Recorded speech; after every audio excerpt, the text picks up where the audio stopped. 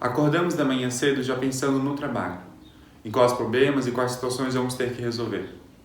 O café da manhã já é ocupado pelas leituras de e-mails não correspondidos na caixa, ou pelas respostas ou pelas mensagens no celular de obrigações ou de tarefas a serem resolvidas no trabalho. Pessoas têm perdido o sono devido ao estresse diário que tem no trabalho. Já virou uma lenda na sociedade a jornada de 8 horas. Se trabalha no período matutino, vespertino, noturno e até finais de semana. O trabalho ele tem ocupado a maior parte do nosso tempo e dos nossos corpos. O Brasil, segundo o ISNA, tem ocupado o segundo lugar no mundo em estresse. Na frente apenas o Japão. País esse que as pessoas têm lealdade ao trabalho. Tem morte súbita perante as jornadas de trabalho exaustivas. 30% da população brasileira tem síndrome de burnout, a síndrome da exaustão, né? A doença do esgotamento profissional. Doença essa que não aparece nem nos códigos profissionais de saúde, e sim nas leis trabalhistas. Vivemos a sociedade do desempenho.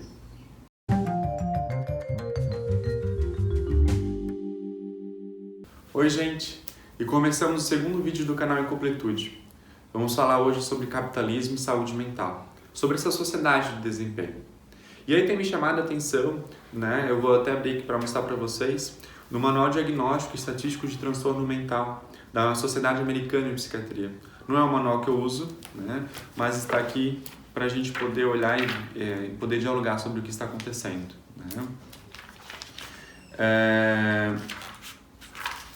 Eu vou abrir aqui na parte do transtorno depressivo especificado, em que ele aponta que essa categoria se apresenta a sintomas característicos de um transtorno depressivo que causa sofrimento clinicamente significativo ou prejuízo no funcionamento social, profissional ou em outras áreas importantes da vida do indivíduo. Fiquem aí, né, bem marcados com sofrimento clinicamente significativo ou prejuízo no funcionamento social. Eu pego aqui também outro transtorno, que é o transtorno de sono e vigília, que vem apontar que a perturbação do sono causa sofrimento clinicamente significativo ou prejuízo no funcionamento social, profissional, educacional, acadêmico, comportamental ou em outras áreas importantes do indivíduo, o transtorno de insônia. Que é até um paradoxo, né? A mesma pessoa que devido à sua vida cotidiana, devido à sua rotina, muitas vezes acaba desencadeando o sintoma de insônia, ela também vai ser colocada e diagnosticada como transtorno, porque ela precisa dormir, ela precisa descansar para no outro dia ela poder funcionar socialmente e em sua carreira profissional, né? E outro que eu pego aqui também, que é o transtornos relacionado ao uso de substâncias. O segundo grupo de critérios mais importante para o diagnóstico de algum transtorno de substância está relacionado ao prejuízo social. O uso recorrente de substâncias pode resultar no fracasso ou em cumprir as principais obrigações no trabalho, na escola ou no lar. E eu também pego outro transtorno aqui, que é o transtorno disfórico pré-menstrual. Então até a menstruação da mulher se transforma em patologia na vida cotidiana, nesse século XXI, em que ele aponta que o sintoma deve estar associado a sofrimento clinicamente significativo, ou prejuízo claro e acentuado na capacidade de funcionar social e profissionalmente na semana anterior à menstruação. Bom, o que tem a ver esses transtornos, Gabriel? O que tem em comum com esses transtornos? Todos eles perpassam a dificuldade ao problema, né, na capacidade de funcionar socialmente, né, de estar disposto, de estar em desempenho. Isso talvez não seria estranho se a gente não vivesse numa sociedade que cobra e que exige o desempenho total, a alta performance das pessoas.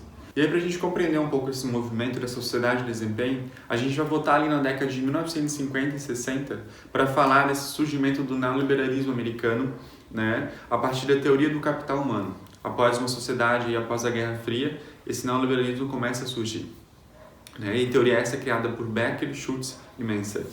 O que essa teoria vai nos apontar? A teoria do capital humano, que mudança é essa que acontece? Antes disso, o trabalhador e o empregador, né, o empregado, o trabalhador, o profissional, ele ia para as indústrias, ele ia para as empresas, ele ia para as fábricas para vender a sua mão de obra para os grandes donos de meios de produção. A partir de agora muda. Agora volta-se para esse trabalhador, volta-se para esse sujeito, que ele tem que ter determinadas características individuais que vai apontar sobre o seu desempenho. E que características são essas, Gabriel? Características que a gente tem visto aí nas entrevistas de emprego.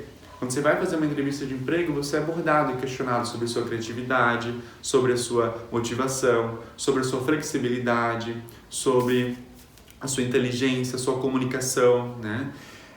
Competências essas individuais que agora o indivíduo vai ter que ter, atrelado junto às competências técnicas.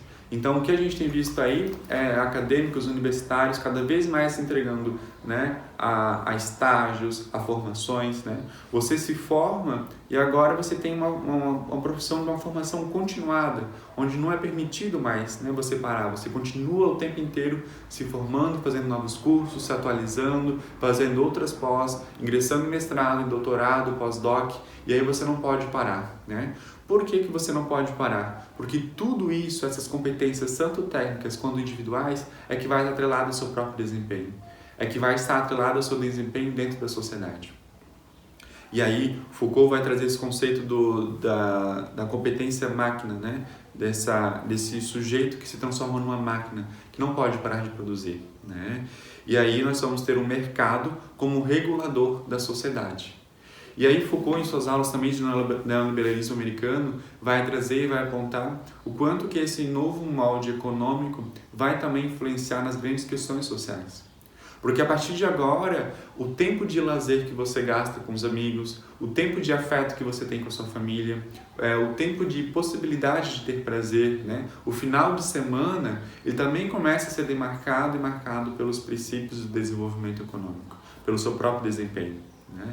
Então você tem que começar aí a controlar o tempo que você gasta com lazer, o tempo que você gasta com viagem, né? Porque tudo isso vai estar influenciando aí no seu próprio desempenho. E aí com o neoliberalismo, o que a gente vai ter a partir de agora é esse sujeito que é empreendedor de si mesmo. Ele é o próprio empresário, ele é o próprio, né, ele que se desenvolve sozinho. E da mesma maneira que é da responsabilidade dele o desenvolvimento dessas competências individuais e técnicas, ele também vai ser responsabilizado pelo próprio sofrimento. Então, a depressão, a bipolaridade, a esquizofrenia, né, o burnout, vai ser a partir de agora também responsabilidade desse sujeito. Isso vai se transformar, é muito violento isso, uma das violências do capitalismo, vai transformar esse sofrimento desse sujeito em uma fraqueza individual. Você não soube prosperar, você não soube empreender, você não soube se desenvolver, né? E o quanto que isso é violento. E aí a gente tem percebido em tempos de isolamento o quanto que essa violência tem ficado cada vez mais escancarada, né? E aí a gente acompanha em vários posts, em várias publicações em redes sociais de profissionais mesmo, até da ciência psicólogos, psiquiatras, economistas, educadores, apontando o quanto que é necessário continuar a produção nesse período de isolamento, o quanto que é necessário manter rotina, né? Então acorde de manhã, tome seu café, né? Sente-se na sua mesa de trabalho e permaneça ali com a mesma carga horária de trabalho, né? E eu tenho acompanhado e recebido bastante relatos até de pessoas que estão até cansadas, angustiadas, porque não estão conseguindo produzir. Gente, nós estamos no meio de uma pandemia mundial, né? E as pessoas ainda estão preocupadas, ainda estão determinando que outras continuem produzindo. Quanto que isso é violento, né? A gente está no meio de uma pandemia mundial, né? Em meio a uma crise, né? E aí o que vem como necessidade é salvar a economia. E o quanto que isso é violento? E aí a gente tem também governadores, presidentes que falam, né? Voltem a trabalhar, voltem para seus centros comerciais, voltem, né, para seus escritórios. Mas a partir de agora vocês também serão responsáveis pelo seu próprio processo de adoecimento. Vocês serão responsáveis caso vocês adoeçam, né? Então o Estado limpa suas mãos, né? Liberem, voltem a trabalhar, né? Mas vocês a partir de agora também são responsáveis caso vocês contraem aí o Covid-19, né? Isso é muito violento.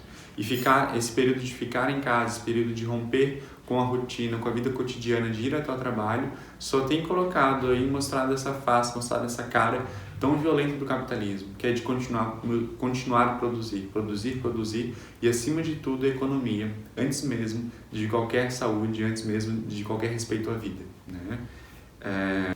E eu não poderia deixar de passar aqui sem falar do Byung-Chul Han, filósofo sul-coreano, em que ele vai escrever sobre a sociedade do cansaço, né? Acho ele o autor perfeito para a gente conseguir discutir a respeito disso.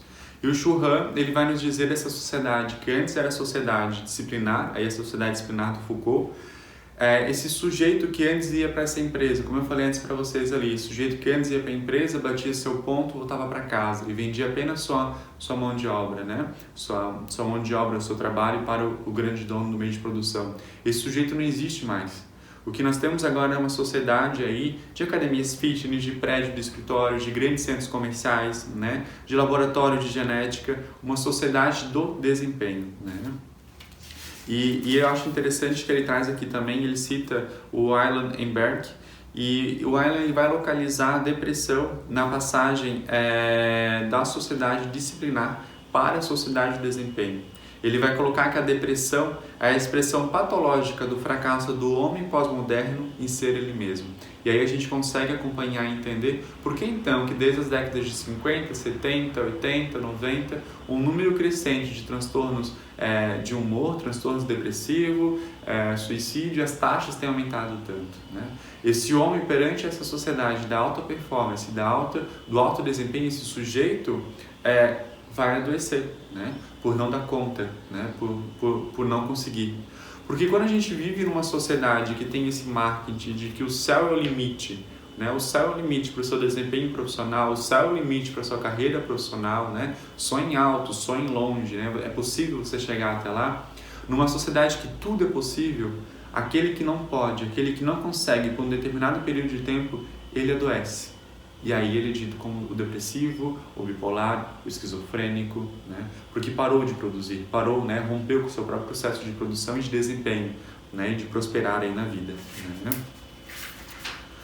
Outras contribuições aqui do livro, né? Eu fui lendo e fui anotando alguns atravessamentos, que agora esse sujeito, né? Que antes tinha aí a sociedade de desempenho, o grande marco dela vai ser essa autoexploração. Então, a partir do século XXI, agora, quem é o sujeito que se autoexplora, é ele mesmo que vai explorar a si mesmo, como se fosse um projeto, ele se torna um projeto, né? A vida dele se torna um projeto econômico. E a partir de agora, essa autoexploração é muito mais eficiente do que uma exploração vindo de um outro fator, né, externo. Por quê? Porque essa autoexploração ela caminha de mãos dadas com a liberdade. Quando você se tem empreendedores, quando você vende um marketing de empreendedorismo, de empreendedores, você está vendendo uma suposta liberdade. Você vai ser livre, sendo proprietário, sendo empresário, sendo dono de si mesmo, né?